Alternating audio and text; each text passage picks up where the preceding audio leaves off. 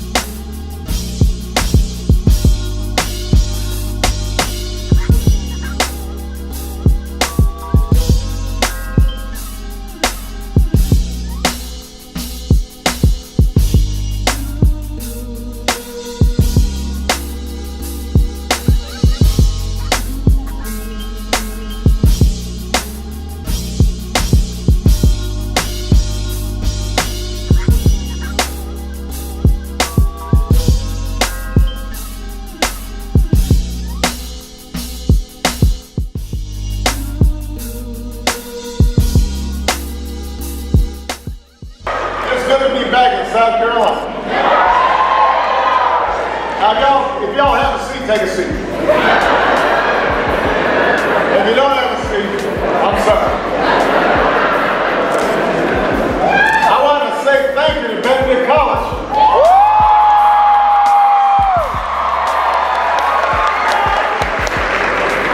I want to thank Tiana for the great introduction. Give her a big round of applause.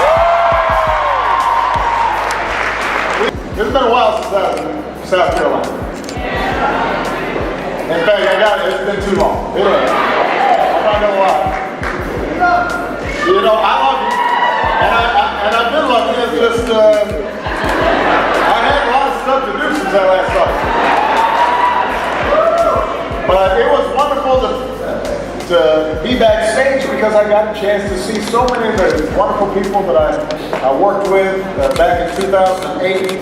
If it was not for this great state, Palmetto State, it was not for all the people who had, at a grassroots level, gone door to door and talked to folks, got everybody fired up, ready to go. If it had been for all of you, I might not be present. And I'm truly grateful for that. Opportunities for you to get information and to get an education and expose yourself to the entire world because the technology is unmatched. It's never been like this before. Your ability to start your own business or carve your own path, it's never been greater. So my first and general point is do not get cynical about what's possible. The second thing is you got to work really hard. And there's no free lunch. And you can't make excuses. In particular, when I'm talking to young African American men, sometimes I think the sense is cards are stacked against us, discrimination is still out there, and so it's easy sometimes just to kind of pull back and say, well, this is just too hard. And this is part of why it's so important for us to remember Selma tomorrow. It's not as hard as it was 50 years ago. It's not as hard as it was when Jim Clyburn was coming up, and he's now one of the most powerful men in the country. So there are no excuses not to put in the effort. There are no excuses not to hit the books.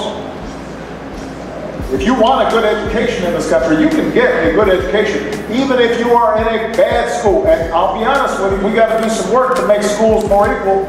Right here in South Carolina, there's still schools that were built back in the 1800s that haven't been repaired. Don't have decent restrooms. Don't have proper books. So we still got to fight to make sure that every child, not just some, have equal opportunity. That's a worthy fight. But you can still learn even in that school. Even in the most rundown school, if you're putting the effort, you can get a good education. So you can't make excuses. Even as you advocate for justice, you got to make sure that you're also taking advantage of the opportunities that you currently have. But that brings me to one last piece of advice for young people, and that is, think about more than just yourself.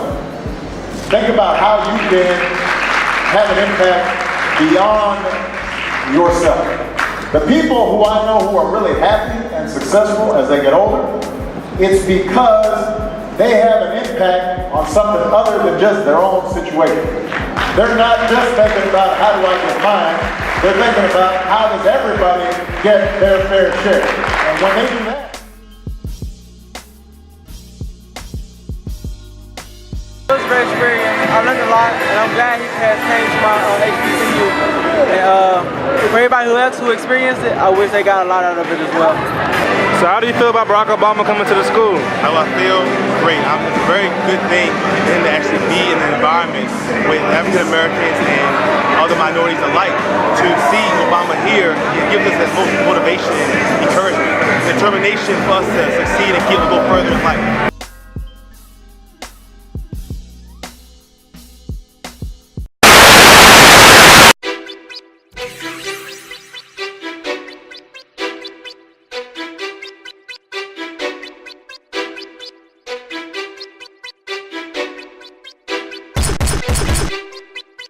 Galaxy Production.